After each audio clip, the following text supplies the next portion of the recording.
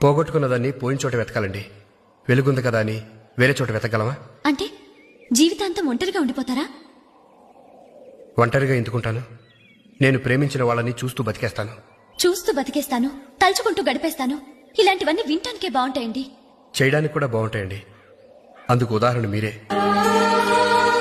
ఈ లోకంలోనే లేని మనిషిని తలుచుకుంటూ మీరు బతకగలిగినప్పుడు కళ్ళ ముందున్న మనిషిని చూస్తూ నేనెందుకు బతకలేను? ఒక ఆడదాని ప్రేమ మనిషి చచ్చాక కూడా బతుకుంటుంది. అదే మగవాడి ప్రేమ కలవలేమని తెలిస్తే చచ్చిపోతుంది. అంతేగా? అంగవైకల్యంతో పుట్టిన బిడ్డని ఏ కన్న తల్లి వీధిలో పారేదు, గుండెల్లో పెట్టుకుని పెంచుతుంది. నా ప్రేమ కూడా అలాంటిదే. చూడగలను కానీ చేరుకోలేను, స్నేహం చేయగలను కానీ కలిసి జీవించలేను. అలానే నా ప్రేమను విసిరి పారేను లేను.